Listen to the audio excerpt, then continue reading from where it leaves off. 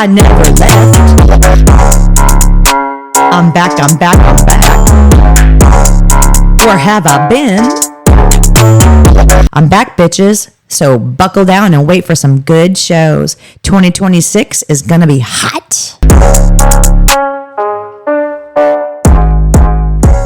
Did you guys hear about that lady whose husband cheated on her and she wanted to get revenge? So she waited that night for him to fall asleep to cut off his penis. But when she went to go cut it off, she missed and cut his thigh. She got charged with a misdemeanor. Oh, hell no! And microphone check 1, 2, Sipowitz. Sipowitz. 1, 2, mic check. What the heck does that mean? Oh, hey, Jess. So that is actually something from Saturday Night Live back in the 90, 91. Remember the old Wayne's World sketches? I do. Oh, yeah. Sipowitz. So there was an episode where Wayne's cousin, played by Tom Hanks, was a roadie for Aerosmith, and they get Aerosmith to perform in the basement. And right before the musical performance, Tom Hanks gets up there and he's like, microphone check 1, 2, Sipowitz. Sipowitz. Okay, well, everybody, listeners, now you know. Now you know if you didn't already know. So my intro, I think it speaks loud and clear. Where have I been? Where have you been? Where have I been? Well, I'll tell you this. By the way, welcome back to the Chronicles, everybody. But here's where I've been. I've been a little clouded in my head. I've had a lot going on. And of course, it's not like me not to put out at least 2 to 3 episodes a month. And I believe I've only put out literally, and it's now going to be... Have you put anything out this year? Well, if you were a fan, you would know. I'm a huge fan. I'm the executive producer. Yeah, well, then you should freaking know. Heck, I'm the executive sales manager. Okay, Fargo. But anyway, I have been distracted. And I don't usually let that come before what's important to me. But I'm happy to report that I'm not distracted anymore. A lot of my stress has released. And I would like to dedicate this episode to the new Jess moving forward. The new Jess. I am no longer imprisoned by things that I couldn't control. That's right. You've been set free. And I have a wonderful attorney. You do. The best. Michael Blackstone. The best. I'd like to say thank you to Michael Blackstone, Blackstone Attorney at Law, Crystal River, Florida, and his beautiful wife, Martha Blackstone, who has came down like angels and straightened out my halo. There you go. They moved my horns out of the way to make my halo right in place. The best. Okay, so everyone, Dana, tell us how you woke up this morning. Well, let's see. We're recording this on a Monday, and Monday is typically my day off from work. And one of the things that I kind of look forward to is that ability to be able to just sleep in. It's important, you know? I don't get to sleep in most days of the week. I have almost an hour drive to work. Ugh. Where I work. So I've got to be up pretty early. Now, to be fair, you do get up earlier than I do. I have to. I don't have the luxury that you have. But Mondays are the day. They're the day that we get to sleep in, where we don't set alarms, and whichever one of us gets up first, we'll take care of Which the is dogs. usually me. We'll take care of the dogs and That's all that usually good me. stuff. So as I laid my head on the gentle pillow last night, the last thoughts I had before I was whisked away into a perfect slumber was, it's going to be nice to sleep in. Yeah. I'd like to say that's not exactly what happened this morning, because around 6 o'clock in the morning, I feel something being wrapped around my head. Okay. And you said, hold on, I've got to measure you really quick. Okay, everyone. So we're going to be going away on a Las Vegas getaway with the Barrows from the episode Flex Appeal, the couple that flex together, stay together. And I want to get Dana and I matching fedoras, but Dana's got an enormous head. It's huge. So I'm on Amazon trying to be lucky and find a hat that will actually match, will fit on his gigantic melon. So I went to my junk drawer I saw that the measurements for the fedoras, I said, okay, well, I need to measure his head. So I went and I didn't have my measuring tape. So I grabbed a phone charger cord and I snuck into the room and I just said, hey, you just keep sleeping. You just sleep. I just need to measure your head real quick. And I was trying to wrap this phone cord around his head. And it's like, so he was like Sloth from the Goonies. I mean, in fact, Sloth called and asked for his look back. And I needed the whole cord, the wall plug, even the adapter to put around Dana's head. It was so big. His head is so big that when he was born, the doctor said, "Congrats, it's a head." That's good. That's good. That's really good. Your hat size is the solar system. You've been workshopping those. What do you mean? What do you mean? No. What do you mean? No. I just want to point out for the record, Amazon is remarkable in their delivery speeds. And I say this because I feel like whether you ordered the fedora at 6 a.m. or 11 a.m., probably still going to be delivered around the same time. Only if you have that Amazon Prime. So if you're rich. There is that question about, did it have to be 6 a.m. for the head measurement? Well, I got a lot to do. I know. This podcast is sponsored to you today by Big and Tall Hats, the only company with a size called Good Lord. So I think a lot of people, and it doesn't have to be just women, because there's men out there who might be Mr. Moms, but do you get the luxury, ladies and Mr. Moms, of who's going to do the laundry? Who's thinking about the toilets, and who's thinking about the showers having mildew in them? I mean, I know who it isn't. So I don't get to just sleep in and then, I'm going to get up and podcast edit. Oh, and maybe I'll smoke a couple ciggies while I'm at it, And then your big job of the day is what? What is your big job of the day, Dana? Because it's certainly not picking up your socks. We're just airing it all out there, aren't we? Tell me how you really feel. So, where have I been? I have been getting my ducks in a row. Quack, quack. But Dana, you've got some interesting new endeavors that you've had, because everyone remembers Dana Buckler. You've been on my show, you're a frequent flyer, and my executive producer. What's new in your world? I hear that you've had a career change. I have left the comforts of a standalone restaurant in favor of a position known as food and beverage director. Currently at the Country Club of Ocala, so I oversee not just one restaurant, but multiple restaurants and a banquet center and a staff, and it's been really great. I've really enjoyed it. It's been a huge adjustment for me. I work for the company that owns it. They own 47 clubs around the country, a big corporation, lots and lots of resources, so getting things done, it's more effective this way. When we had a problem at the last restaurant I was at, we didn't have the kind of funds that the big corporation has. So it was a lot of duct tape. That would be my question for you. How do you like the family feel versus the corporate world? It's a real balancing act, because there are some things when I was working for the privately owned restaurant that I could just do. I needed something done. I just did it. Hence, firing people. Yes, firing people, which is not something I like to do. But if somebody is not, fitting the mold of what we're looking for, if they're not doing the job that we need them to do, then, maybe it's not a good fit for them. Well, I've identified at my new position a few individuals that fit that mold or don't fit the mold. And my hands are pretty tied about getting rid of them. It's the most bizarre thing. And without putting names out there, which we're not going to do, give us some examples. Well, I had one person, there was one individual who it was pretty clear that they had a substance abuse issue. The telltale signs of that was there. But beyond that, this individual went to the restroom, and a couple minutes later, another employee brought it to my attention that there's a half-open bottle of wine hidden in the restroom. And what kind of wine? It was a Yellowtail Pinot Grigio. Oh, yeah, okay. Ugh. Yeah.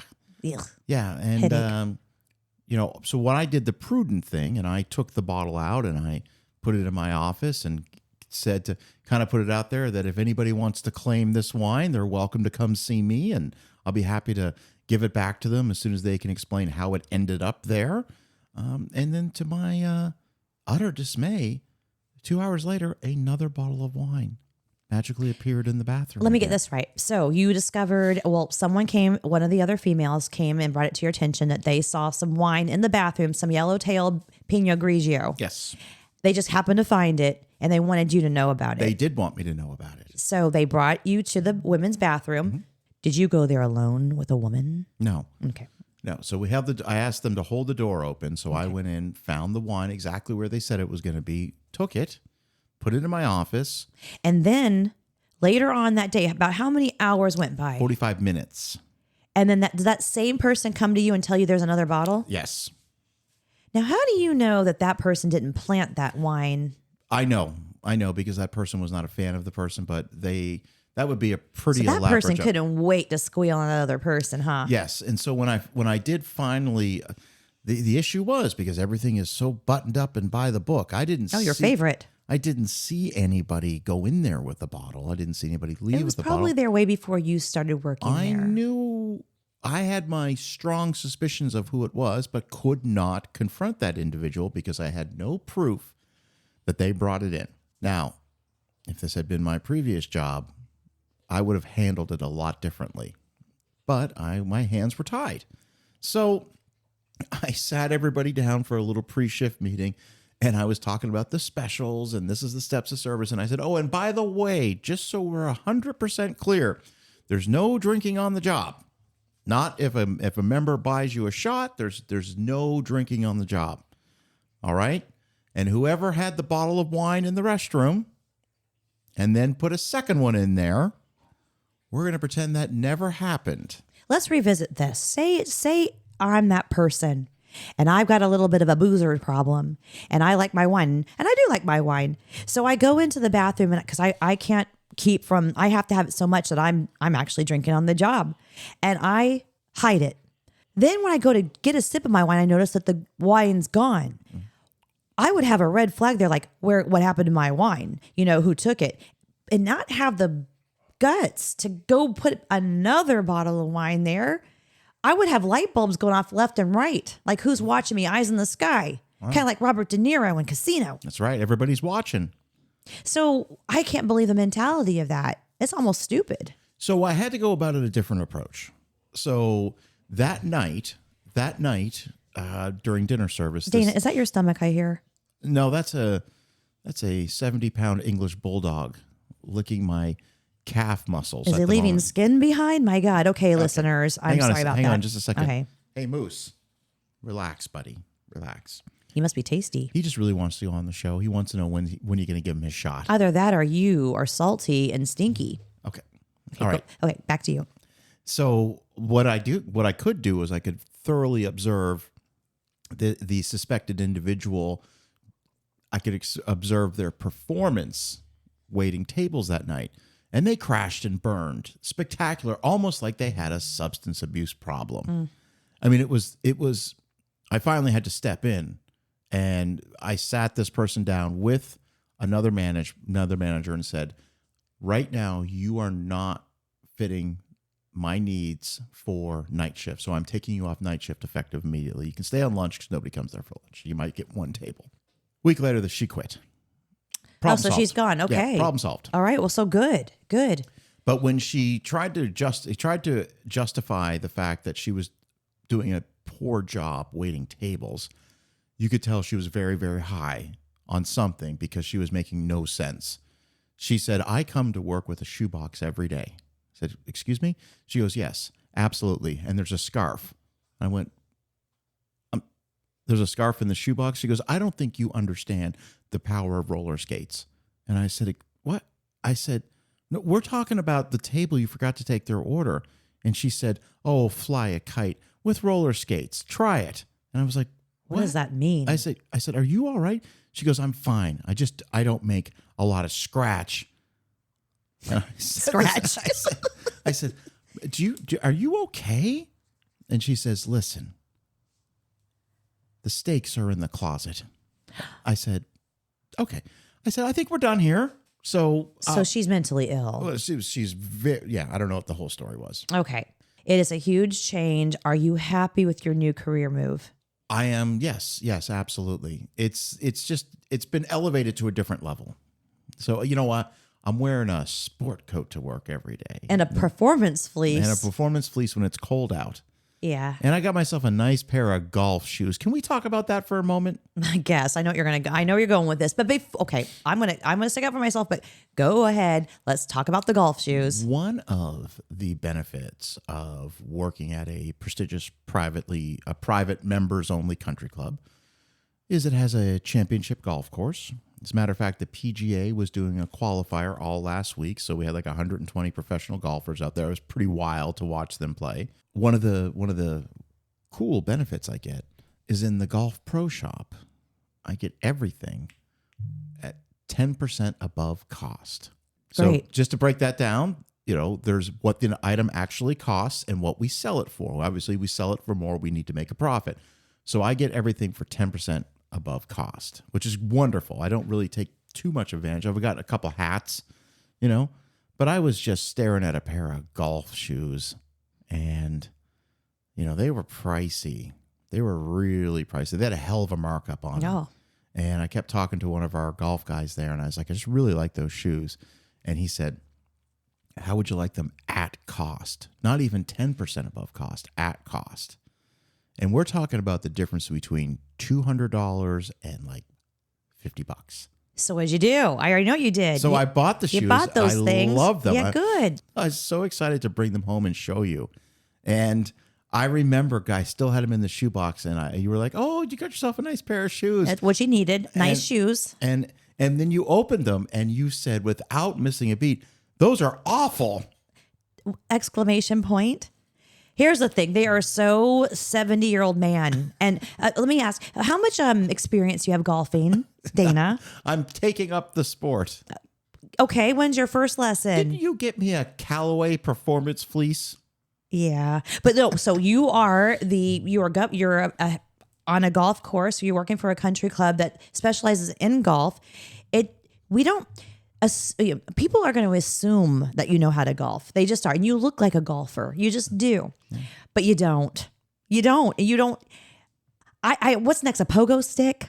What's next? You're going to buy a hot air balloon? You don't golf. So you're spending this almost $80, for $200 shoes. But what are you going to do with them? They're going to sit in that box. What are you going to say? This is like the time 2 years ago when I bought $400 worth of yarn because I thought I was going to take up knitting? Actually, yes. Yes. I mean, I don't understand it. I mean, you could have taken that $80 and you could have bought yourself a really cool hip. Hey, $50. They were $80. Oh, sure. They were around that price. They were not $50. They're somewhere around that price. And they were ugly. At least if they were good looking, attractive, hip, I would be like, okay, those are some hip kicks you got there. But they look like the guy next door. We live in a 55 plus retirement community, everyone. And we're the youngest people on the road, on the street. And we're almost hated for it. But it looks like our neighbor next door. But that's going to change. Oh, are we allowed to talk about that? Nope. Okay. So moving forward. So, you have had a lot of experience in the hospitality business and industry. Yes, I have. You've had so many high, very prestigious restaurants that you've worked for, high-end, fine dining. And some casual in my beginning years. I'm 32 years in the industry. I did have a run at Chili's for a little while back in the day. But you are well noted around our area for being the guy, the golden boy, right, if you will. Okay. Let's go to when you were working for the restaurant called Mark's Prime Steakhouse. Yes. Now, on my previous podcast that I was on, we've talked about this, but you have not discussed this story, and you can sum it up. You don't have to tell it in complete detail, but I think Cut and Loose Chronicles needs to know your experience with waiting on none other than Shania Twain. Oh, you want to hear the Shania Twain story? I would like to hear it. I love telling the Shania Twain story. Yes. You're going to get the whole story. Buckle up, everybody. Before we start, Dana is Canadian. He's now American, but he is what we call a Can-Am. He's a legal... Dual citizen. Yes, dual citizen. And Shania Twain is a Canadian. She is. Do you think she's dual citizenship? I'm sure she is. Okay. Well, anyway, so where Dana is from, Nova Scotia, she's considered Canadian royalty. Well, she that's anywhere in Canada. Okay. I mean, she's one of the, there's really probably only one person above her. and that's Celine. Oh, of course. Yeah. Oh, I mean, yes. Oh, my yes, goodness. yeah. Oh, my God. Should we wait? Let's take a minute to pause. Stop. Everyone, a moment of silence. Okay, Shania Twain. So she came into your restaurant, Mark's Prime, and you're going to wait on her? Oh, Dana's waving his hand in there because Moose broke wind. Was it Moose or Malou? Malou. Oh, we have two dogs and they both dual farted. Okay. All right, babe. Let me set up the scenario for you. Okay. March 2014. It's a Friday night. The general manager of the restaurant comes up to me. It's not unusual. Pulls me aside and says, "Hey, listen, we've got a couple of our regulars, and we're in a town that's, I don't want to say small enough, but people know Ocala, Florida. But it's not like a giant city where you see new faces every day in the restaurant. We're promoting Kentucky Derby champions. Like, it's not a New York City, right? Yeah, you know, it's where you have a lot of regulars that come to your restaurant all the time. So my general manager says to me, I'm just going to call them the Smiths for the sake of this conversation, not their real last name. She said that, listen, the Smiths are coming in tonight, party of 4. We're going to put them in the wine room, which is the most prestigious area to sit. And they're coming in with another couple. And listen, I'll just tell you right now, the other couple is Shania Twain and her new husband. I said, okay, perfect. And look, I've been in the industry long enough. The reason that she asked me to take the table is because I'm not going to fangirl out, you know, like you do. And I'm just going to keep it professional. Now, that's not to say that I wasn't pretty excited about it, because being from Canada, living in Canada during, you know, sort of her beginning stages when she became very popular, she's very well known. And I think comes across as very likable. So I would think that too. I disappear. I make myself invisible for a minute and I start texting my family, you know, hey, listen, going to be taking care of Shania Twain in a few minutes. This is exciting. I'm going to keep it together, but it's a big deal. So she comes in. They come in. Party of 4. And this is the new husband. This is not the piece of crap. What's his name? Bullwinkle? This is not Mutt Wang. Mutt Lang. This is not Mutt Lang. Chow Yun Fat? Yeah. So what's his name? Mutt Lang. That was the previous Bozo the Clown. Yeah. This is the new guy. This is the new guy. Yeah. And he is French Canadian. He has a very thick French accent. Mutton chops? I've never met mutton chops. Okay. So this is a new guy. So here's what I can tell you. I see Shania walking to the table, and it's unmistakably her.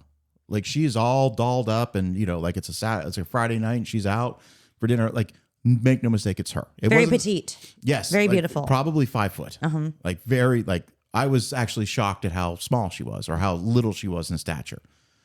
So, but you know, sometimes you see celebrities and you're like, oh, they look different when you see them on television. This was definitely her. So one of the things that I was aware of was that Shania Twain was a vegetarian. Now she's coming to a steakhouse. I have a very, very capable executive chef at this restaurant. I pull him aside. I say, hey, listen, chef, here's the deal. Here's who's coming in. It's a vegetarian. We got to come up with some options. He goes, Dana, this is perfect. I've been working on this new vegetarian flatbread.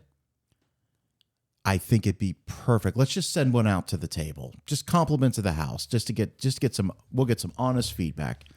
He said the most important thing is just ask her if there's something she's not a fan of, just ask her. We'll make sure. So you all are really prepped and prepared to really show her some ready. Decent food and just like we're going to come up with some like a nice veggie spinach and veggie pasta option. We got options. Mm-hmm. So they sit down, and you know, the way high-end restaurants work, it's cocktails first. It's always a cocktail first. It's never, oh, you're guys ready to order? It's. I always say to my usually it's a man waiter, because I like to joke around with him. I'll say, I'll have a cocktail. Yeah. Or do you have any extra cocktail napkins? I can tell you that never gets old. Are you serious? I'm not the first. No, of course we've heard that before. Oh, geez.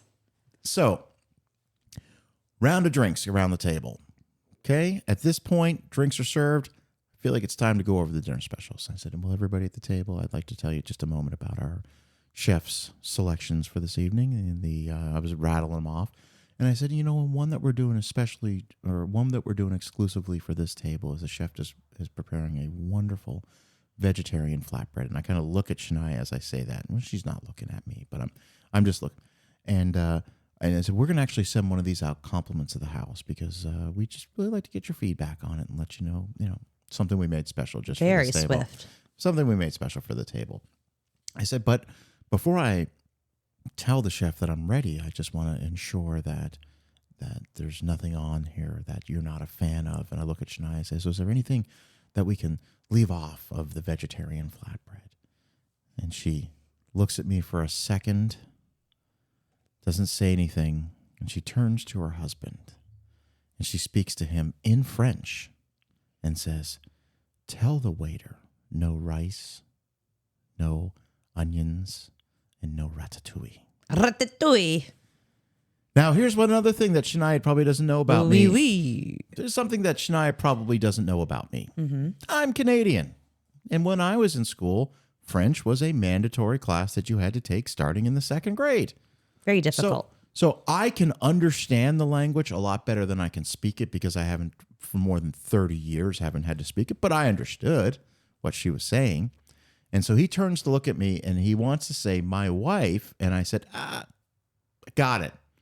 No rice, no onions, no ratatouille. Got it. And Ratatouille. And Shania just kind of looks at me like, and I disappear. And I walk back and I go, God, that was horrible. That was odd. Yeah. That's actually never happened to me. Disappointing. This actually never happened. I've had situations where, a couple, it's dinner and the gentleman will order, the lady will have, but it's not one of these situations where I'm directly asking someone a question and they choose not to answer me, but instead tell their husband to answer for them. It's never happened before. So anyway, okay, you know what? All right, shake it off. Shake it off. You always order for me, though. I know I do. I know. Listen, shake it off. It's time for, all right? So the appetizer comes out. Hey, everybody eats it. Everybody likes it. The vegetarian flatbread's a big hit. It's time to take the order. Okay? Because everything, listen, high-end restaurant, to take your time. It's a 2.5-hour experience, okay? Appetizer's already been on the table. We haven't even taken the orders yet because you take your time. So I go around, ladies first. Okay? Of course, I'm going to start with Shania. She's the guest of honor. And I said, and for your entree this evening.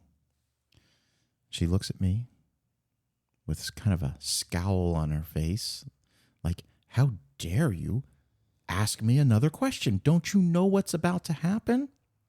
And she looks at her husband and in French says, tell the waiter, I will take linguine with sautéed spinach, extra garlic, and olive oil. And he looks at me and he goes, I said, got it.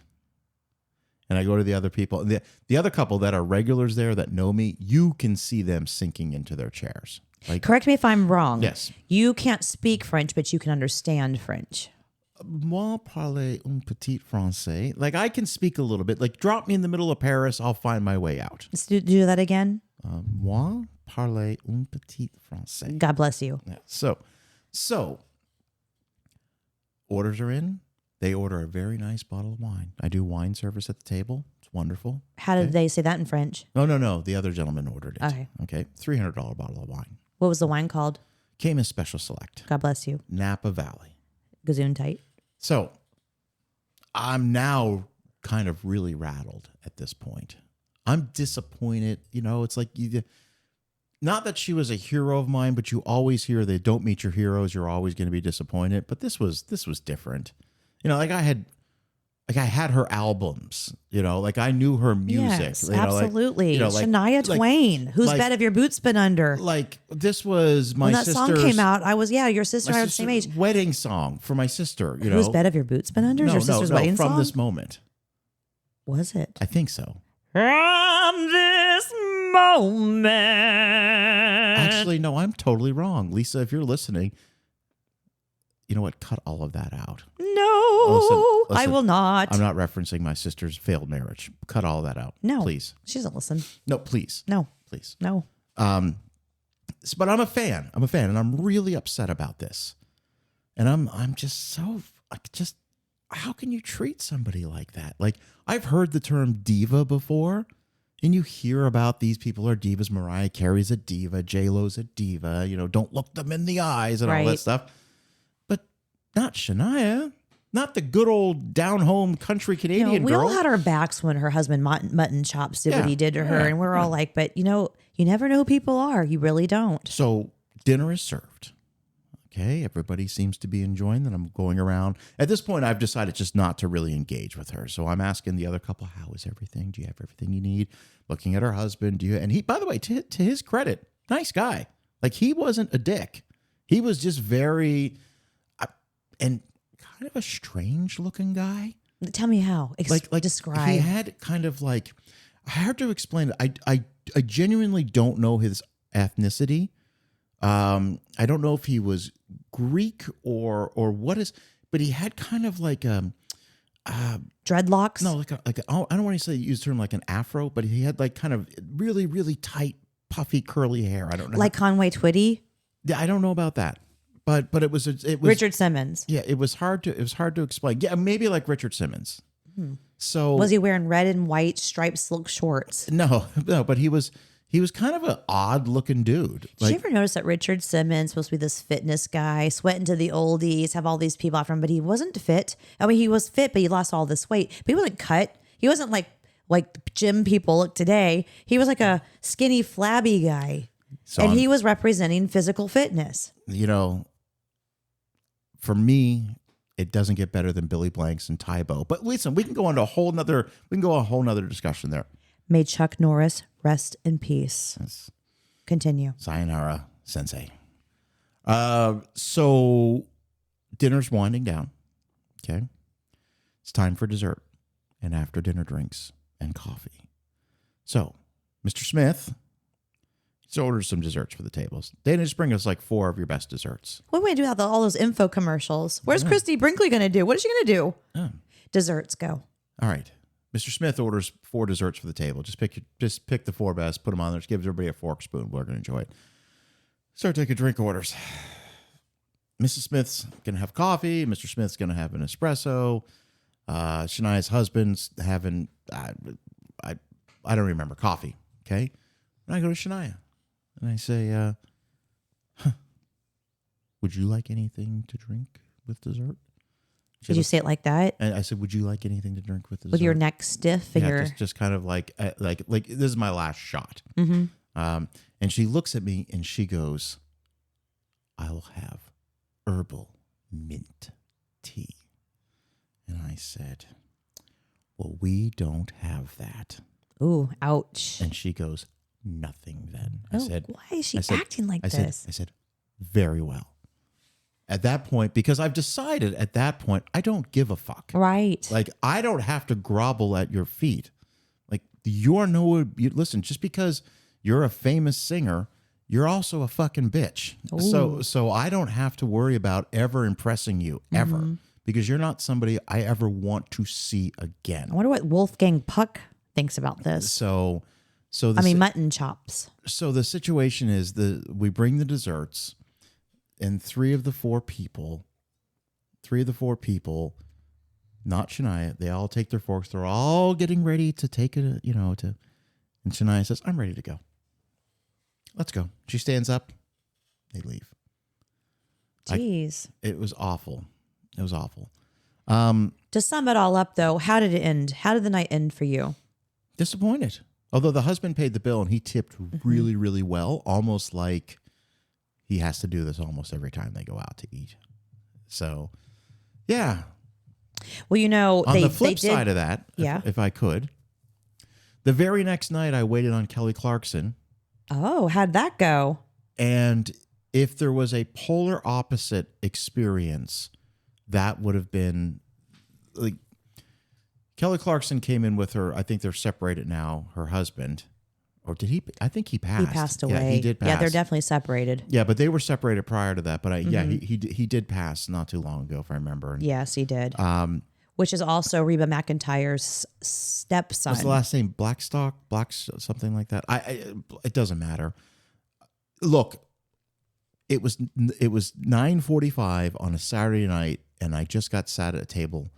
And I was really disappointed because we close at 10, but like I said, it's 2.5 hour dining experience. So nobody wants to take a table that late, especially at a restaurant like that, because you're going to be there past midnight. to make things worse, I look over at the table, and it's some lady wearing a ripped up red flannel jacket, some cowboy looking dude, a kid in a high chair, and a couple looks like 12 or 13-year-old girls. And I went, oh, Jesus, this is not this. And I'm not trying to judge, but this does not look like the typical table that will come in for a high-end, very expensive restaurant. And I'll admit to prejudging, which I wish I hadn't, we're human. You're human. But I think it was more of a combination of I was disappointed that I was going to be there, and look, I was to make money. And I looked at that table. I said, well, they're not going to spend any money. Mm-hmm. So I go up to the table. Did they want herbal mint tea? Listen, I get into character. Okay. It's a good evening. The lady who is visibly pregnant, has her hair in a bun and has no makeup on. She looks at me and she says, I'm sorry, what's your name? I said, my name is Dana. She goes, Dana, we thought you closed at 11. We didn't realize you closed at 10. And I said, oh, no, it's not a big deal. She goes, no. We're going to order right now. We're going to be in and out. I said, please, no, it's totally fine. She goes, Dana, I used to do this work. I know. I love her. I said, I know exactly I said, now, mind you, I have no idea who she is, because she's not all done up. That's also something else I love about her. And she said, all right, so we're going to order, we're going to do family style. So bring us 2 fillets, ribeye, some lobster tails. That's family style? Like, there's going to put a bunch of stuff in the middle of the table, and they're all just going to share it. Okay. And I'm just like, and she's, all of a sudden in my head, I'm hearing cha-ching, cha-ching, cha-ching, cha-ching, like they're ordering so much. And her then husband, he was a super nice guy. He goes, I just want a Budweiser. I said, of course, yeah. And she goes, and the lady goes, nothing for me. And she pats her belly. She's like, I'll take an iced tea. I said, yeah, okay, you got it. And so I'm putting the order in, and our little hostess comes running up to me, and she goes, do you know who that is? I said, no, I don't. And she goes, that's Kelly Clarkson. And I went, that's not Kelly Clarkson. I said, I watched American Idol. That's not Kelly Clarkson. She goes, no, that's really her. I said, I'll prove this. So I pull out my phone and I Google Kelly Clarkson's husband. Mm-hmm. And sure enough, that dude pops up. And I went, oh, shit. Okay. Well, I didn't break character. I never went back to the table and be like, I know who you are. Because that's just not the level of professionalism that I go back to the table. Food's coming out. She goes, Dana, where are you from? I said, I'm from Nova Scotia, Halifax. She goes, oh, I've been there a few times. Love that city. I'm thinking, yeah, I bet you have. Yeah. And so they eat, wrap up what they have left. And she says, we're going to come in next week. Can you be our server? I said, sure. She goes, be like 10 or 12 of us. I said, yeah, absolutely. Absolutely. And the husband pays the bill. I think the bill was like $400. He tipped me $500. Were you happy with that? Yeah, absolutely. Oh, he tipped you. I'm thinking he rounded up to 500. No. He gave you 500. He tipped me 500. Very good. And so, whereas the night before I had lost my faith in humanity, right, because of how I was treated by somebody, the next day I was reminded, oh, wait, there's way more people in this world that are kind. And it doesn't matter what your status is. Never heard one bad thing about Kelly Clarkson. And I could tell you she's... like Travolta, genuine. Okay. Absolutely genuine. So, and then throughout the years there, I waited on Matthew Perry. Can I tell you a funny story about the Matthew Perry? I'll be really quickly. Do it. So, and then we're going to go down bad tippers, bad celebrity tippers. I'm going to quiz you. Okay. So, we get word that Matthew Perry's coming in. And that's like a Tuesday. Okay. Now this is 2016, 2017. He's in recovery, all right? Or whatever recovery was for him at that point. So he wasn't drinking. So he comes in and he walks right by me. And it's one of those things where, you watch Friends, you know who this person is, and to see them and walk by you in real life is... I actually have experienced walking past Matthew Perry as well. He looks exactly like he does. Yes, like he does. It's not one of those situations. Right. And when I was waiting on the table, he had that. You can tell that the character of Chandler, like he channeled that, like, it probably wasn't even written the way that he played that character. He created that character with a lot of who he was. Right. And he's asking me about the steaks on the menu. He goes, "No, listen, just be honest. Be honest. Is this good? I mean, really? I mean, is it good? Is it worth it?" And so we had a really strict policy about not letting people know if there's someone famous in the restaurant. We had a situation where Tommy Lee from Motley Crue was there one time, and the word got out. And before you knew it, there was 100 people standing outside the restaurant trying to get in because they wanted to meet Tommy Lee. Yes. And I can tell you a fun story about him having dinner with him one night another time. So we are very, very strict. Well, we had this waiter. I'm going to call him Bill for the sake of this story, not his real name. And we had this one waiter that night. I'm going to call him Bill, not his real name. And Bill was a scallywag. He was always hitting on the hostesses. He was always, even if he was waiting on a group of ladies, he'd be trying to get phone numbers, like just all the stuff you're not supposed to do. Well, I happened to pop outside for a quick smoke break. And I happened to open up my Facebook, and Bill and I were friends on Facebook. Bill Cersei. Dana's one of Dana's co-hosts. This is not Bill Cersei. This is a made-up name. I will take that out. So I see a Facebook post that says, "Wow, Matthew Perry's at my restaurant right now. He's a lot fatter in person." And I almost dropped my phone. And I was like, I came running up to Bill. I said, "You got to take that down. You have to take that down right now. First of all, don't tell anybody who's here. If you want to comment on, like, last night so-and-so came in, you can do that, but you can't be like, I can't believe how fat he is in person." Now, what were they thinking? That's terrible. It was for too publicity. late. It was too late. Advertising. It was too late. Oh my Management, gosh. somebody else saw it. Management came up and said, "Hey, take your apron off. Get the fuck out." Exactly. Get the fuck out. Was it a young person? Yeah. I mean, he was younger than me. He was probably in his late 20s. Why would he say that? Because that generation doesn't think there's any consequences for what you close. post online. At the time, that's our generation. If it was 10 years ago. Yeah. That they don't get off the hook for that stuff. Nobody thinks there's any accountability for stuff they post online. Have you seen some of the shit that people post online? Yes, but that's probably more than 10 years ago, just to let you know. Yeah, no, it was 2016. Okay. I remember it was 2016. That's about the same kind of time that I ran into Matthew Perry. Yeah. I was in an airport in Denver, and the passengers were coming off of the tarmac, and then we had to pass each other in the hallway, and because the flights were delayed and we had to get a move on, and I walked past him. He looked at me. I looked at him. I went, "Oh," but he looked at me like, "Hey." I'm like, "Hey." We passed each other. I nudged. I think it was my mom that was with me. I said, "That was Matthew Perry." I just walked past Matthew Perry. Is either mom or was it Ashley? Ashley from Ashley Robbins. Yes, Ashley Robbins. And I said, "That was Matthew Perry."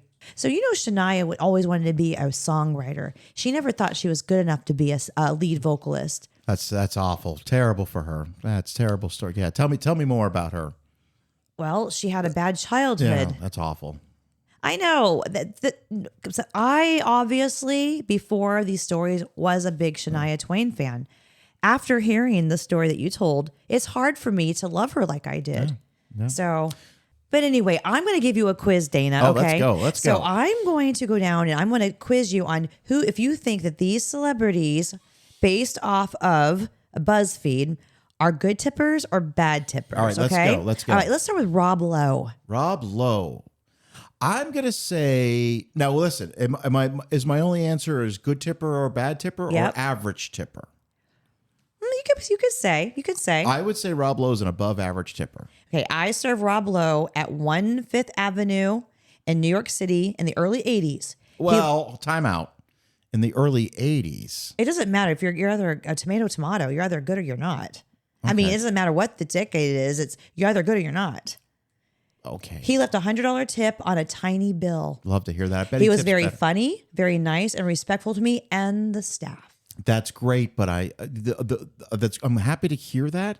But people evolve. Rob Lowe, teenage 19-year-old Rob Lowe versus 50-year-old Rob Lowe. So let's see. So the year is in the 80s, it said. So in the 80s, Rob Lowe was in his 20s. Yeah, great. So, okay. So that's even better. Yeah, right? great. Happy to hear that. All right. Jay-Z. What do you think about Jay-Z? Ooh. Jay-Z strikes me as somebody who's probably a 20% tipper.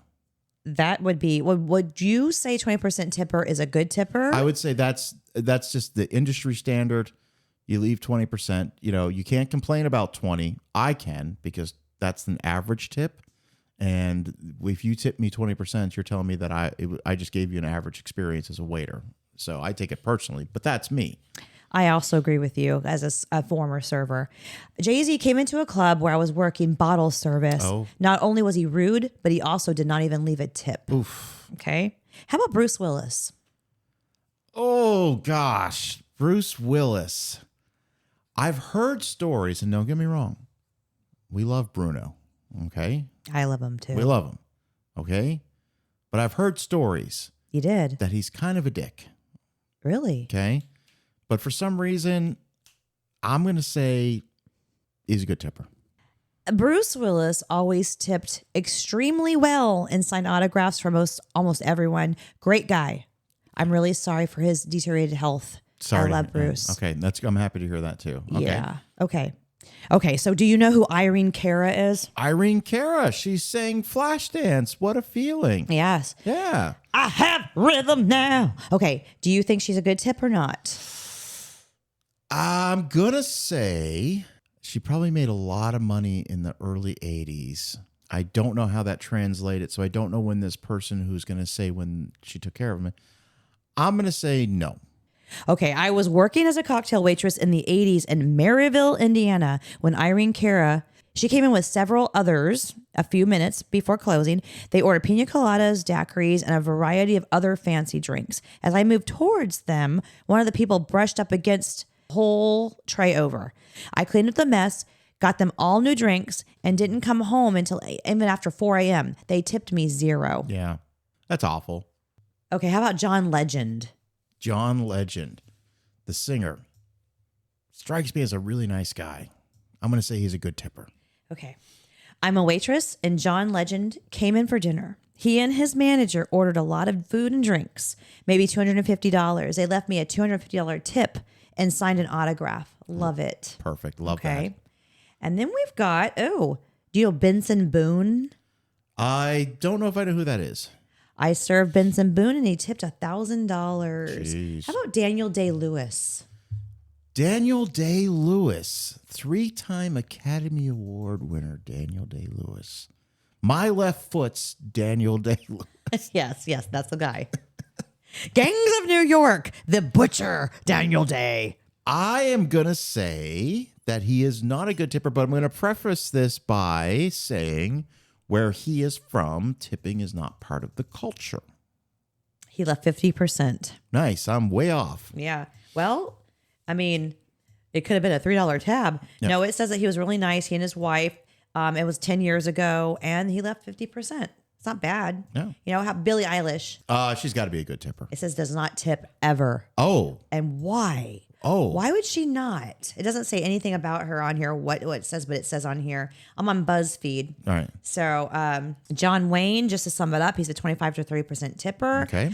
We've got Bob Hope, who is not a good tipper. Okay. Very, very bad. How about this one? I think you are not going to be surprised. Amy Schumer. Amy Schumer. Well, I would be surprised if she's a bad tipper. Is she a bad tipper? She's a good tipper. I was going to say, yes. I would be surprised. Let's do one more. Let's do Gene Hackman. Boy, I have no idea on that one. Well, may he rest in peace. Yes, I have no idea. He was a tipper of 25%. Okay. So he was just a little bit above average. Yeah. Oh, I got to do another one. Steve Harvey. Oh, Steve Harvey got up. Listen, he was with Cedric the Entertainer. Cedric the Entertainer. So both of those guys, stand-up comedians, worked their way through the clubs. They have to be decent tippers. Okay, listen to this. I once waited on Steve Harvey and Cedric the Entertainer during their Kings of Comedy tour. Harvey was rude and kept demanding things out of order. Cedric must have had enough because he looked at him and said, "Man, have you never been in a nice restaurant before?" I had a hard time not busting out laughing. But I was grateful he stuck up for me and that Harvey wasn't the one paying. We'll always be a fan of Cedric the Entertainer after that night. Steve Harvey, not so much. That's disappointing to me. Gosh, that's so disappointing. I just feel like when you look like someone like Cedric the Entertainer, okay, and Steve Harvey, both of these guys got their chops doing stand-up. And when you work in stand-up, you're working at a lot of like little clubs and bars and stuff like that where tipping is part of the culture. So when you're starting out as a stand-up comedian, you don't want to get that reputation of being cheap because the people that work there, they'll badmouth it. You can get a bad reputation before your name even takes off. So who's my guy from the Peaky Blinders? Cillian Murphy? Cillian Murphy. Cillian Murphy. He's also, he doesn't tip at all. Again, now to be fair. He's been in the States and knows our culture long enough to know what America does. These actors know America. Yeah. No, I know. Oh, listen, I know. Like when I eventually do go to Europe and I go to different countries, I'm going to research some of the customs. Unless it's considered rude, that would change everything. I got a buddy of mine who lives in London, and he said to me, when he was working in a restaurant, their eyes lit up whenever Americans would come in. Because Americans always were really who good doesn't tipper. Want to be rewarded? Who doesn't want to be, over here, our servers, they count on those tips. I'm a stylist, I count on my tips too. It makes the difference. Well, my sister Lisa, this is many, many years ago, she got a job as a cocktail server at a bar in the Halifax International Airport. Now, when Canadians are known for not being the best tippers, a couple of reasons why. Number one, the servers up there do get paid more an hour. Listen, I'm a good tipper, but that's only because I've lived in America for 30 years. I'm going to tell you are a good tipper. Yeah. And I'm a good tipper. So, but all she waited on was American businessmen that were flying over to Europe. She was making six figures doing that job. Between what she made an hour in tips. Right. She did it for many, many years because why wouldn't you? Exactly. Okay, so listen, we're going to tighten this episode up, but there's a few things I want to tell all of our listeners. And yes, you're going to be viewers too. I haven't put anything out there on YouTube in a while because simply I don't know how to work the equipment. My executive producer kind of forgot about me and really I don't know how to do it without him. Perhaps you've heard of him. His name is Dana Buckler. But anyway, he's got his new job. He has been busy. Tune into the Dana Buckler show. It's fantastic. He's put out some good new material. And also he's got a whole new, what do you call it on YouTube? A new series. New series, yeah. To where he will go on and forgotten 80s classics. Yes. And it's amazing. And so I also would like to promote mine and Dana's YouTube channel called The Cougar and the Fox, which is where we go out to the casinos and mainly the Tampa, the Seminole Hard Rock. But we give, I hate to say gambling tips, but we give you the ins and outs of the slot machines. A lot of those superstitions that are out there, we kind of clear a few things up on our own experiences, right, Dana? Yeah, and you just reminded me of the last time we took a trip down to the Tampa Hard Rock and we stopped at the Love's gas station. Yeah, tell me about it. Well, this is funny. This is so funny. I always have interesting things happen always. to me. You always do. Like a year ago, we always like, from where we live, the Tampa Hard Rock's just over an hour away. And so we always stop at this truck stop / gas station before we get on the interstate because we take side roads to get to the interstate. And a year ago, I went in there and they have 3 urinals set up and I'm happened to pick the middle one. Again, he's got a very big head. Okay, so I pick the middle one and then all of a sudden 2 Florida State troopers come in, they grab the ones on either side of me. And at the time, we were driving the little Nissan 370Z convertible. Yeah. And I'm sitting there Sweet just car. minding my business. Attractive car. And the one state trooper looks at me and goes, "That your red sports car out there?" I went, "Uh-huh." He goes, "Uh-huh." As you guys are holding each other's wieners. No, you're holding your own wiener. But yeah. you guys are holding wieners. Yeah. And so...